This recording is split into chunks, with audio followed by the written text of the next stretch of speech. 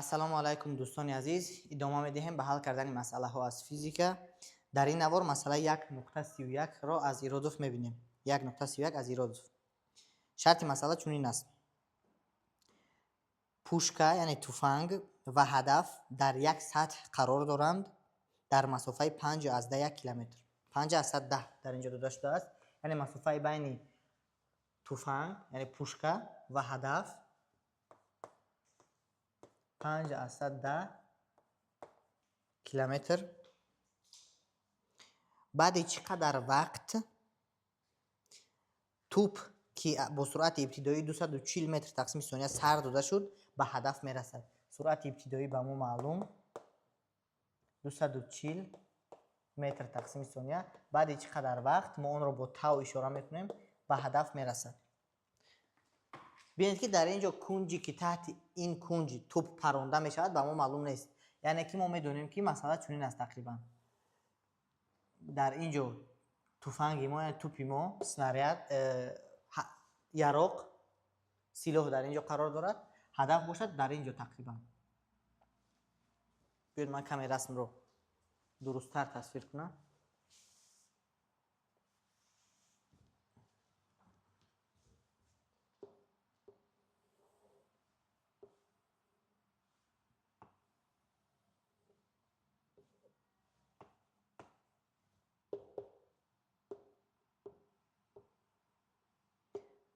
таҳти кадом кунҷ снаряд ё ин ки тӯб паронда шудааст ба мо маълум нест. инҷо S, инҷо 0.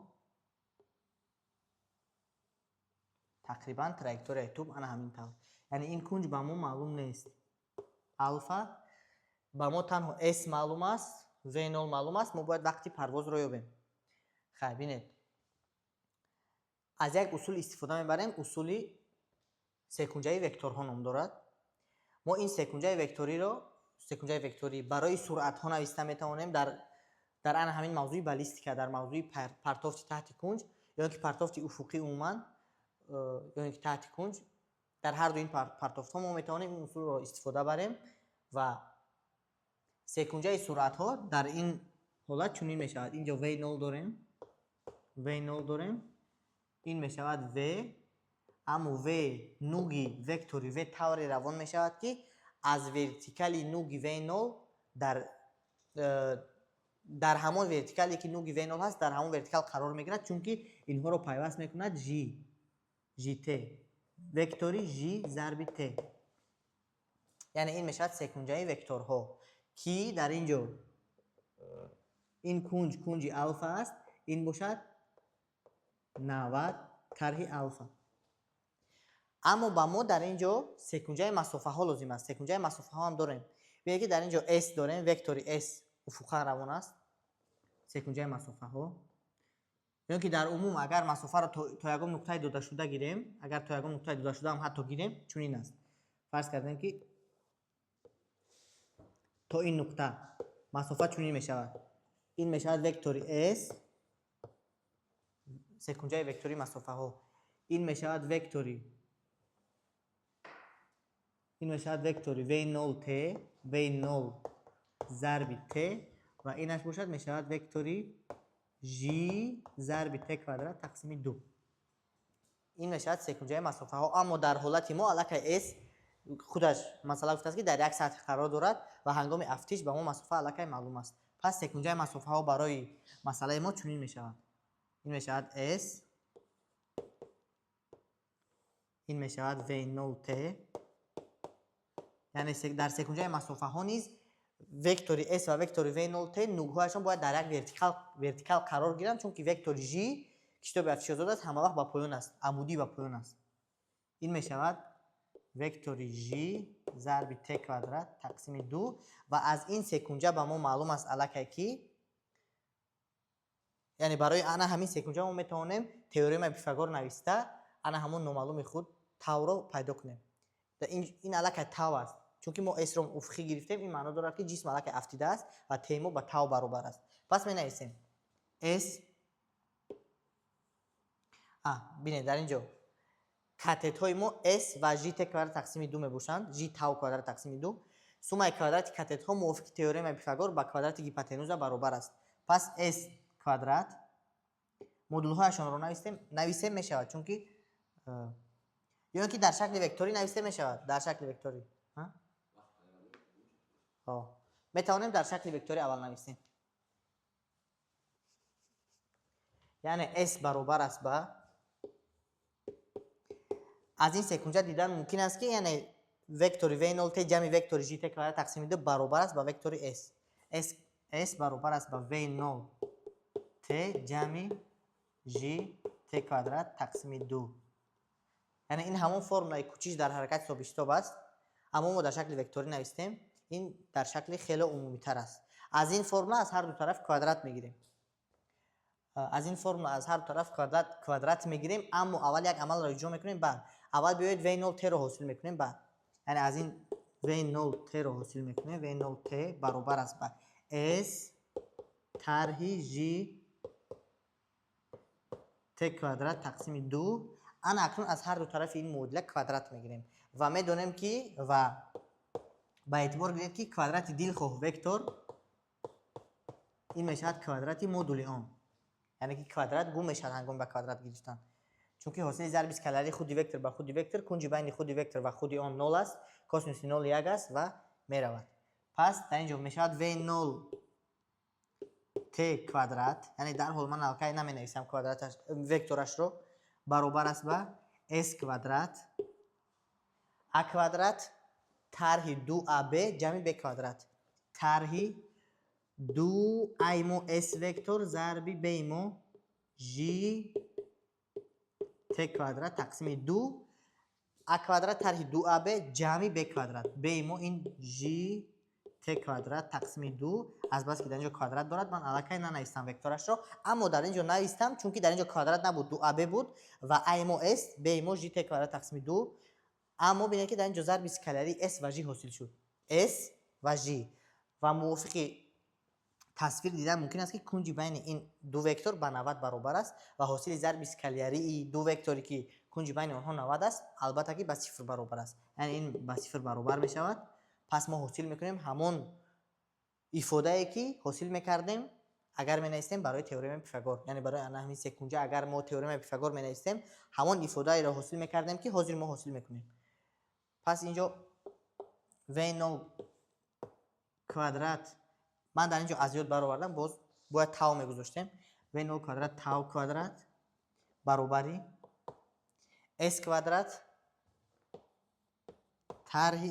тарҳ нест, дар ин ҷо ҷамъ аст, ҷамъи g квадрат тақсими 4 тау дар дараҷаи 4. g квадрат тақсими 4 тау дар дараҷаи 4. ин аст ифодае ки аз ин ҷо мо бояд тауро пайдо кунем. пас биёед чӣ кор мекунем? Муодиларо ба b квадратӣ меорем, яъне тау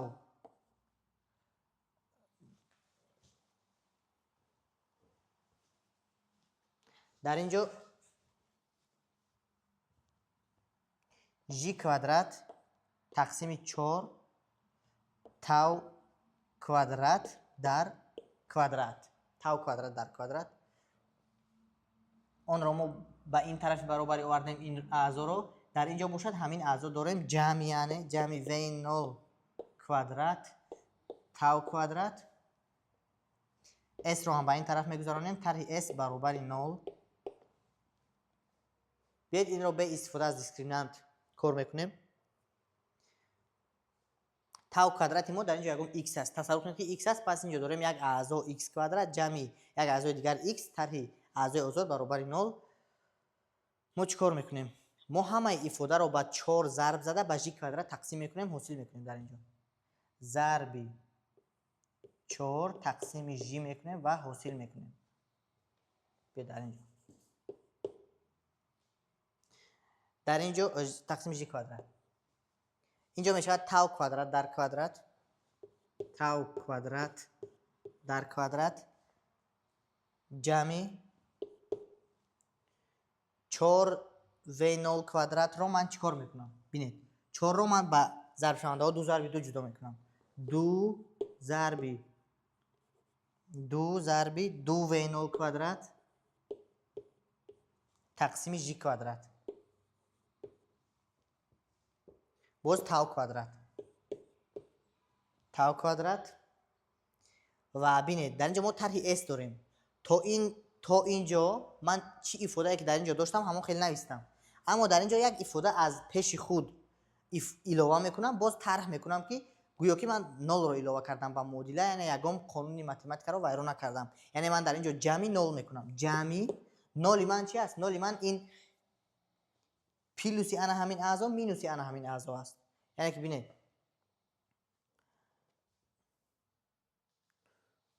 در اینجا من دارم نولی من این 4 و 0 در درجه 4 تقسیم جی در درجه 4 طرحی باز انا همین،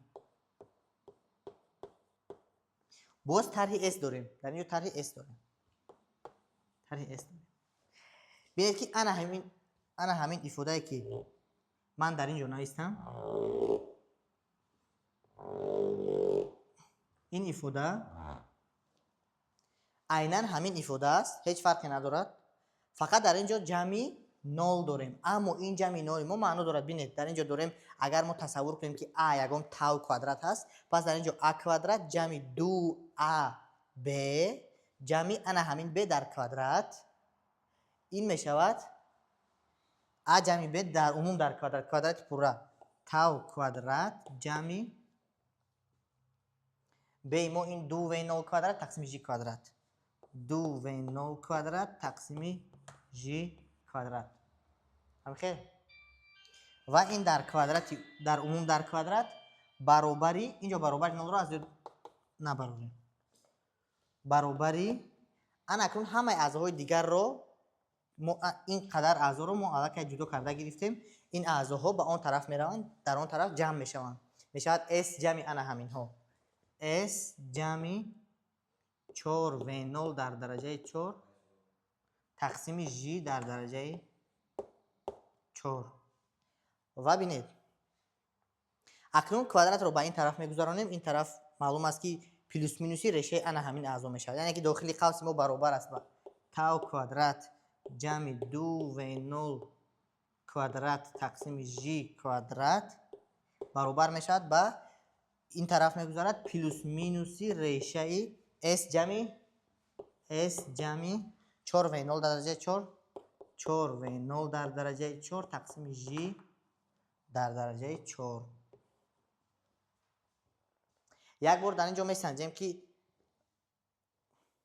کنی چنک ها درستند. این متر است، این باشد متر در درجه 4 تقسیم ثانیه در درجه 4. هم خیر، متر در درجه 4 تقسیم ثانیه در درجه 4 حاضر. در اینجا ببینید خطا کردیم، اس کوادرات کنی همین اس در اینجا کوادرات داشت. بله اس ما در اینجا کوادرات دارد. ببینید و 0 تقسیم g اگر گیریم و 0 تقسیم g ثانیه آیا ثانیه در درجه 4 میشه حاضر.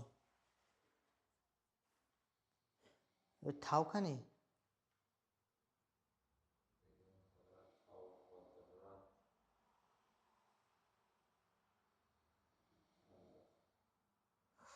در اینجا ما ثانیه در درجه 4 داریم، اعضای ما ثانیه در درجه 4 است.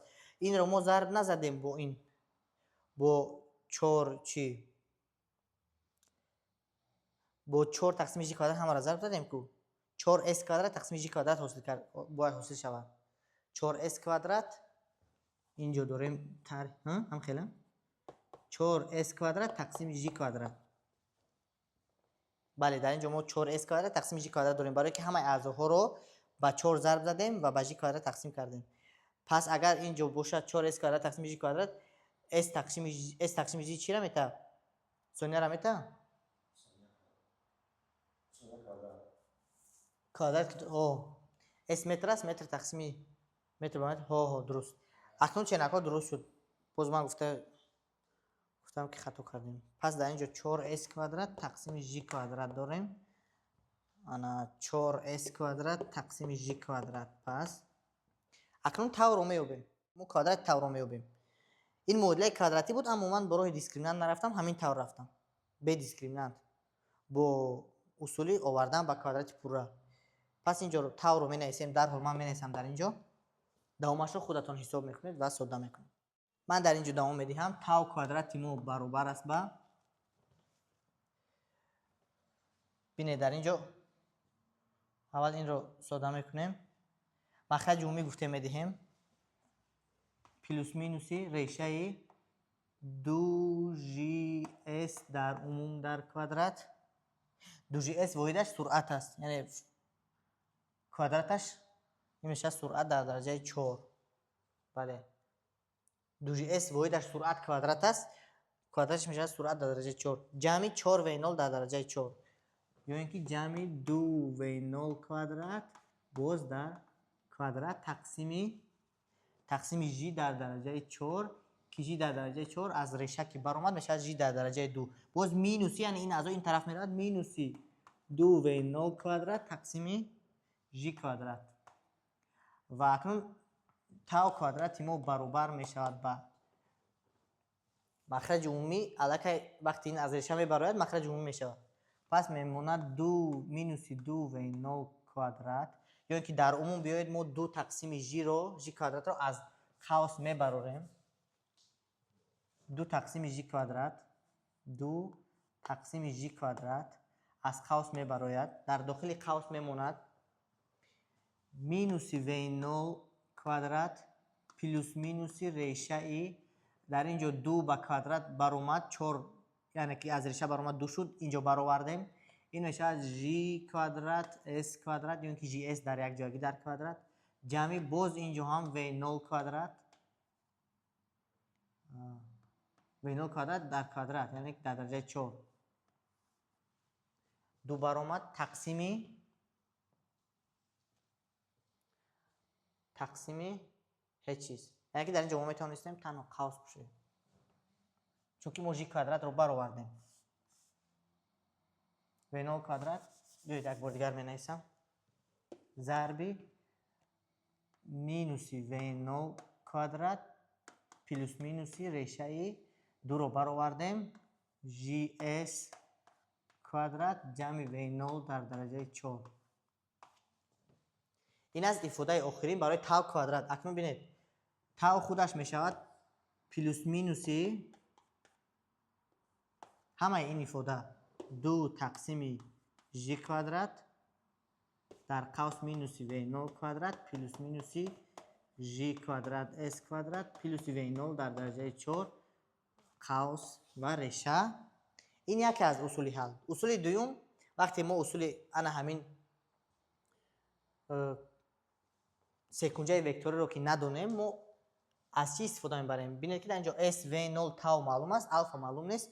ما برای S می نویسیم دوری پرواز فرمولش چنین بود، S برابر بود و 0 کوادرات تقسیم G ضرب 2 سینوسی الفا کوسینوسی الفا و بلندی بالا بر تاو باشد. تاو ببین تاو داریم، تاو برابر بود با 2 و 0 سینوسی الفا تقسیم G. همین طور و از این دو فرم ما میتونیم الفا رو گزارش کرده تاو رو حاصل کنیم که باز همین طور میشود، یعنی که کمی متماتیکاش مشکل میشه، مرکب میشود. در همین اول ما میتونیم متماتیک رو ساده تر کنیم. این طرف میتوبد نمیدونم.